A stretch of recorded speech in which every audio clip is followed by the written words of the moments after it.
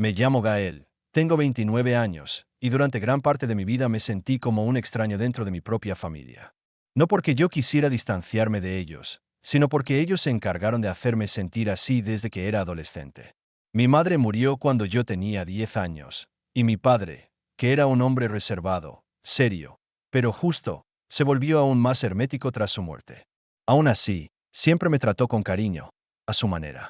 Mis tíos y mi hermana, en cambio, jamás me perdonaron por robarle el tiempo a papá, como si el dolor fuera una competencia que yo estaba ganando injustamente. Mi hermana mayor, Nuria, me sacaba 6 años y siempre tuvo esa actitud de hija ejemplar. Era la típica que organizaba cenas familiares, se tomaba selfies con papá en las fiestas y subía fotos diciendo lo agradecida que estaba por tener una familia tan unida. Pero detrás de esas publicaciones perfectas había una frialdad difícil de describir. Cada vez que yo hablaba, ella rodaba los ojos. Cada vez que lograba algo, lo minimizaba o lo convertía en una burla. ¡Uy! Gael se graduó. ¡Qué bien! Aunque dudo que puedas vivir de eso, decía cuando terminé mi carrera en diseño digital. Lo mismo pasaba con mis tíos. Javier, el hermano menor de papá, y su esposa Alicia, siempre mostraron una sonrisa forzada cuando me veían, como si toleraran mi presencia por compromiso. Nunca entendí por qué me trataban con ese desprecio. Quizá era porque yo no encajaba en su molde de éxito. Ellos eran de carreras tradicionales, trajes, reuniones, y yo era el rarito que trabajaba desde casa editando vídeos, diseñando campañas y haciendo trabajos freelance para empresas que ellos ni sabían que existían. Pero papá sí lo sabía. Y aunque no era de dar muchos discursos, una vez me dijo mientras tomábamos café en su jardín: Tú vas a estar bien, Gael. Tienes visión. No dejes que te hagan creer lo contrario. Eso me sostuvo durante años. Cuando mi padre enfermó, fue algo repentino. Le encontraron un tumor que ya estaba demasiado avanzado, y en cuestión de meses su salud se deterioró a un ritmo alarmante. Yo fui quien se quedó con él. No Nuria, no los tíos. Yo cambié mis horarios de trabajo, contraté a una enfermera para los días más difíciles, y me aseguré de que nunca estuviera solo. Durante ese tiempo, empezamos a hablar más de lo que lo habíamos hecho en toda mi adolescencia. Me contó cosas de su juventud, de mi madre, de sus miedos y, sobre todo, de lo que esperaba para mí después de que él se fuera. Recuerdo una noche en particular, cuando ya apenas podía mantenerse despierto, me dijo: El apellido pesa, hijo, pero no tiene por qué hundirte. Confío en que sabrás qué hacer cuando llegue el momento. Murió a las pocas semanas de eso. La noticia no pareció devastar a Nuria ni a los tíos. De hecho, su actitud fue inquietantemente práctica. En el funeral, Nuria se encargó de todos los detalles, lo cual agradecí al principio, hasta que noté que me excluía activamente de cualquier decisión. Ni siquiera me consultaron sobre el ataúd, las flores o el lugar del entierro. Todo lo manejaban como si yo fuera un asistente más. Incluso cuando llegaron los primeros trámites del testamento, me dijeron que no me preocupara, que ya estaba todo bajo control. Al principio no sospeché nada. Estaba demasiado sumido en el duelo. Pero los mensajes que empezaron a llegarme después de eso me hicieron dudar. Amigos de mi padre, socios y hasta su abogado me preguntaban si ya había revisado los documentos. Uno de ellos, el abogado personal de papá, me pidió reunirnos en privado. Lo hicimos una semana antes de la lectura oficial del testamento. En su oficina, me entregó una memoria USB y un sobre cerrado. Tu padre me pidió que te lo dieras solo a ti. Me dijo que confiarías en tu instinto cuando llegara el momento adecuado. En ese instante, lo supe. Supe que algo no estaba bien. Pero no hice preguntas. Solo asentí. Guardé todo en mi mochila y me marché con una mezcla de tristeza y determinación que no había sentido nunca. Me pasé los siguientes días revisando lo que contenía la memoria. Era un vídeo, grabado por mi padre desde su cama, con fecha del día antes de morir. En él, hablaba con claridad sobre su última voluntad. Explicaba los motivos por los cuales había hecho cambios de último momento en el testamento y se aseguraba de que todo quedara bien documentado. No solo era una despedida, era una defensa, un escudo contra la manipulación que él, al parecer, ya sospechaba que vendría. Y llegó el día de la lectura oficial.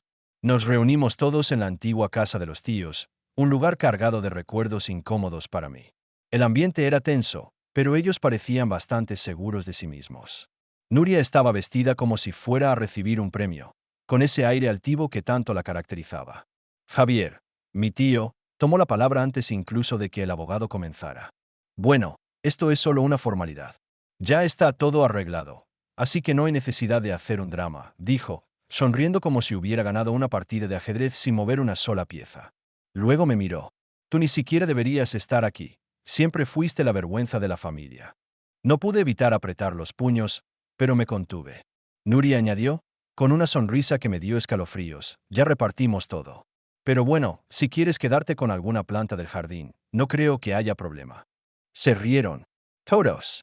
Como si hubieran ensayado el guión de una obra donde yo era el tonto del acto final. No respondí de inmediato. Solo respiré hondo, saqué la memoria USB de mi bolsillo y la dejé sobre la mesa. Qué curioso, dije con calma. Porque este está firmado y fechado de ayer. El silencio fue inmediato. El abogado levantó una ceja. Los demás se quedaron congelados. Entonces saqué mi portátil, lo abrí lentamente, conecté la memoria y presioné reproducir. En la pantalla apareció la imagen de mi padre, pálido pero sereno, con una mirada directa a la cámara. El silencio en la habitación se volvió casi físico. Ni siquiera el aire se movía. Nadie respiraba. La voz de papá rompió ese vacío con una claridad sorprendente. Si estás viendo esto, significa que me adelanté y que probablemente se estén leyendo versiones anteriores de mi testamento. Hizo una pausa para tomar aire y luego continuó. Lamentablemente, llegué a la conclusión de que algunos miembros de mi familia no actuarían con honestidad si se les diera la oportunidad. Por eso, el día antes de mi fallecimiento, firmé un testamento actualizado en presencia de mi abogado y de 2 testigos. El rostro de Nuria se desfiguró por completo. Primero incredulidad, luego miedo. Javier se inclinó hacia adelante, como si esperara escuchar que era una broma. Alicia se llevó una mano a la boca. Quiero dejar algo muy claro, siguió mi padre. Mi hijo Gael no solo ha estado a mi lado en los últimos meses. Ha demostrado una integridad que valoro más que cualquier carrera exitosa o reputación social. Mientras otros desaparecían o usaban mi enfermedad como excusa para manipular, él estuvo.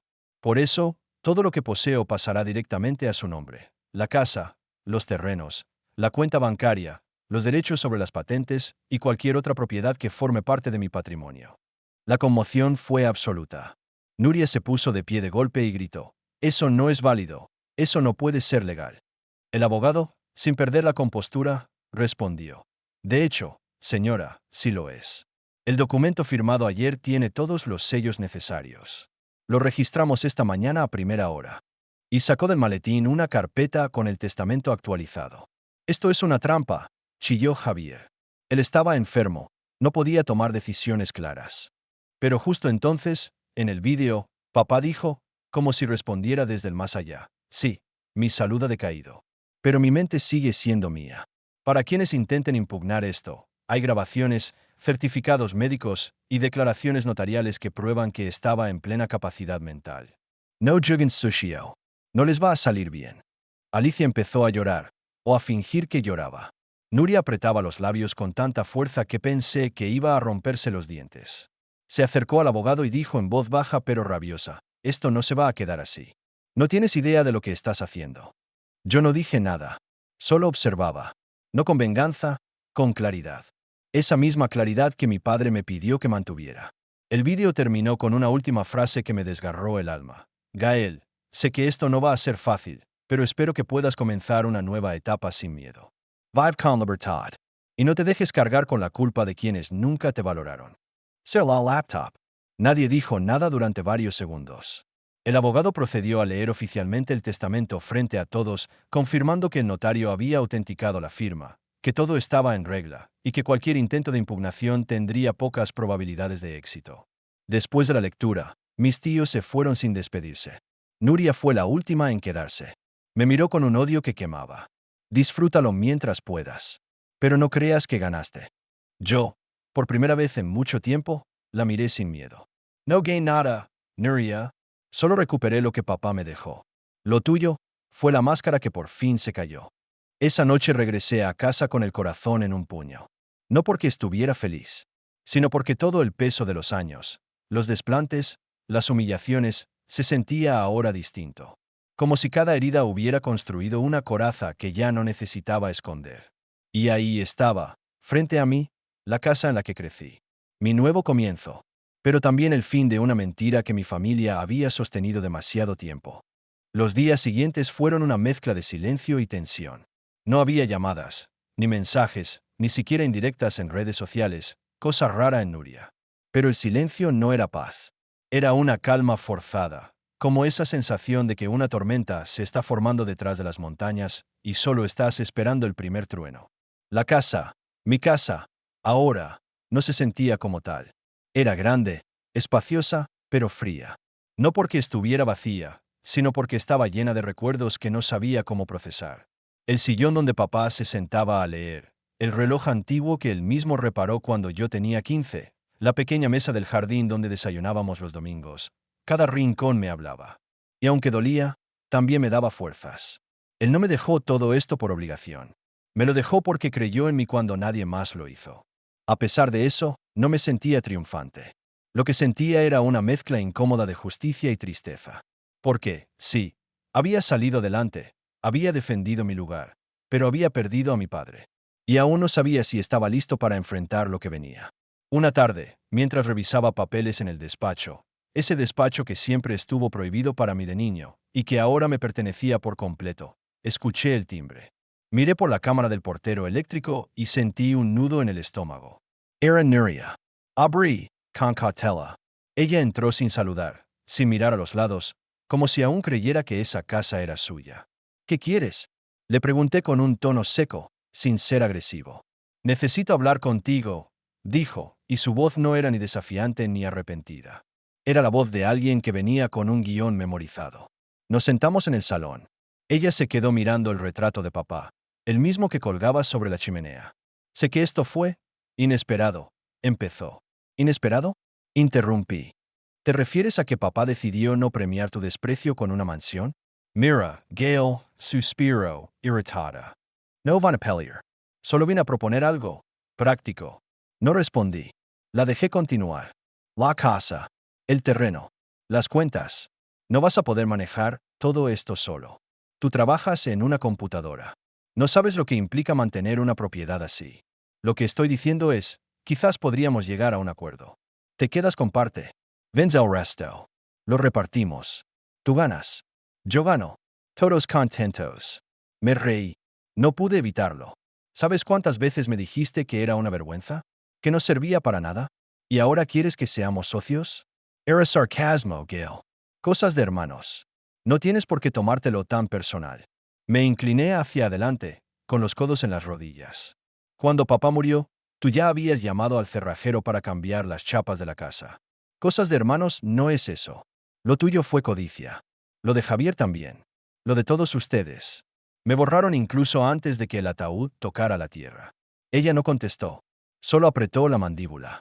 Y ahora vienes con acuerdos porque perdiste. ¿De verdad crees que no sé lo que estás haciendo? No perdí. Soltó de repente. Esto no se ha terminado. Tú crees que puedes jugar a ser el dueño de todo, pero ni siquiera sabes qué hacer con esto. Su voz temblaba. Había rabia, pero también miedo. No miedo de mí. Miedo de su nueva realidad. De no tener más ese apellido como comodín. De no tener la herencia como plan B. Me levanté y caminé hacia la puerta. Creo que deberías irte, Nuria. Y antes de volver, te aconsejo que recuerdes algo. Papá no dejó esto solo porque sí. Te conocía mejor que nadie. Estás cometiendo un error. No, le dije, abriendo la puerta. Por primera vez en mi vida, estoy haciendo lo correcto. Se marchó sin decir nada más. Pero mientras se alejaba por el jardín, vi cómo giró brevemente la cabeza hacia atrás, hacia la casa. No era nostalgia. Era resentimiento. Las semanas pasaron. Con la ayuda del abogado de papá, empecé a organizar los asuntos legales. La cuenta bancaria estaba intacta. La propiedad estaba completamente libre de deudas. Había incluso una pequeña inversión en una empresa tecnológica que estaba empezando a crecer.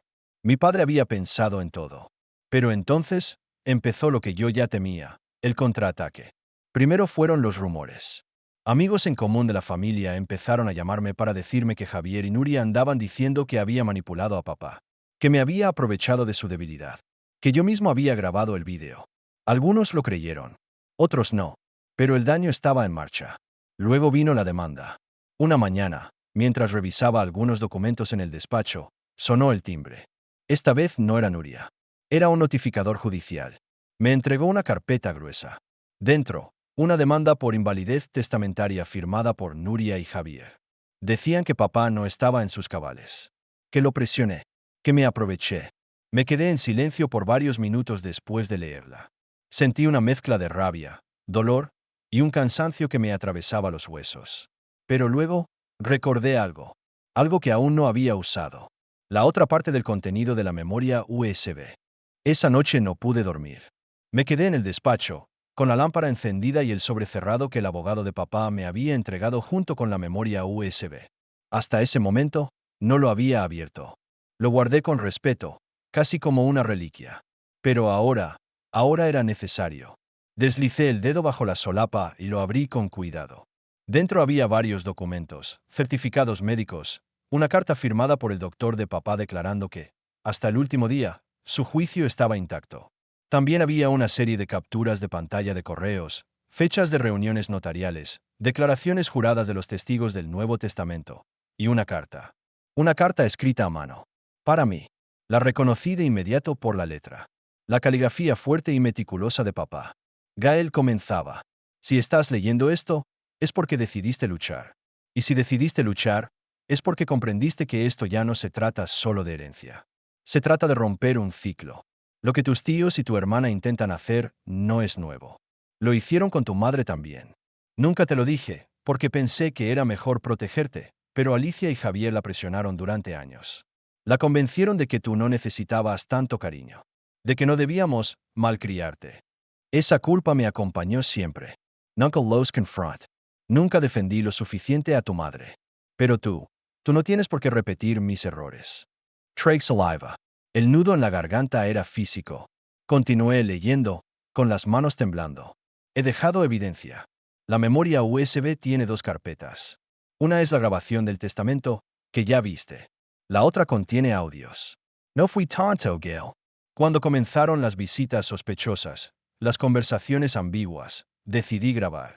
Encontrarás allí llamadas con Javier, reuniones con Alicia, y una conversación muy clara con Nuria donde me dice, palabra por palabra, que sería mejor para todos si Gael no estuviera en el testamento. Guárdalo. Protégelo. Pero no lo uses hasta que sea necesario. Ser la carta. Me quedé sentado, en silencio, mientras el reloj del pasillo marcaba las 2, las 3, las 4 de la madrugada. A las 5, conecté la memoria al portátil y accedí a la segunda carpeta. Los audios eran nítidos. Uno de ellos era de una reunión entre papá, Javier y Alicia. Se escuchaban copas, cubiertos, una cena de esas que antes eran rutinarias en casa. Y luego, la conversación. No tiene sentido dejarle tanto a Gael, decía Javier. Es joven, no sabe administrar. Y tú sabes que Nuria sí está en condiciones de manejarlo todo. Además, intervenía Alicia, no puedes tomar decisiones importantes estando así. Deberías firmar algo pronto, para evitar que después te manipule. La voz de papá se escuchaba cansada, pero firme. ¿Ustedes creen que Gael me manipula? Solo decimos que, titubea Javier. A veces los hijos saben decir justo lo que un padre quiere oír. Y luego venía la parte más brutal. Un audio donde Nuria, sin rodeos, le decía: no te estoy pidiendo que lo desheredes, solo que pienses con claridad. Gael nunca ha estado al nivel de esta familia. Y si tú no puedes ver eso, quizás sea mejor que te retires y alguien más tome las decisiones importantes. Silencio. Luego, la voz de mi padre. ¿Quieres que me retire de mi propia vida? Guardé los archivos en una carpeta cifrada y las subí a la nube con varias copias de seguridad. También las imprimí en transcripción, con sus respectivas fechas y sellos digitales. Cuando hablé con el abogado al día siguiente, no se sorprendió. Me dijo que había esperado este movimiento, y que gracias a los documentos y grabaciones, teníamos una defensa sólida. Pero yo no quería quedarme solo en la defensa. No esta vez. Quiero que presentemos una contrademanda, le dije. Él me miró con atención. ¿Por qué? Porque no voy a dejar que destruyan la memoria de mi padre para proteger su ego. Y porque ya no se trata solo de mí. Quiero que todo el mundo sepa lo que hicieron. Y cómo lo hicieron. Un par de días después, Nuria volvió a aparecer. No en la casa, en los medios. Una entrevista en un canal local. Supuestamente, era para hablar de un proyecto social, pero el reportaje derivó rápidamente en su situación familiar. La pérdida de mi padre fue muy dura, dijo frente a cámaras, con una lágrima cuidadosamente puesta. Y ahora, Enfrentarnos a un proceso legal por decisiones cuestionables es muy triste. Solo queremos justicia y proteger su legado. Me quedé mirando la pantalla. Cada palabra era una puñalada, porque detrás de esa voz suave y esa cara de dolor, había un veneno antiguo, uno que ya conocía, pero lo que ella no sabía es que el veneno esta vez no era suficiente. El día de la primera audiencia se acercaba.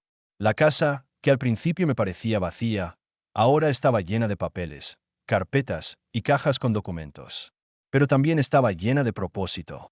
Sentía que estaba limpiando algo más que un nombre. Estaba cerrando una herida de generaciones. Y entonces, una noche antes del juicio, me llegó un mensaje. Era de un número desconocido. Una sola línea. Sabemos lo que estás a punto de hacer. No te conviene. Respire Hondo.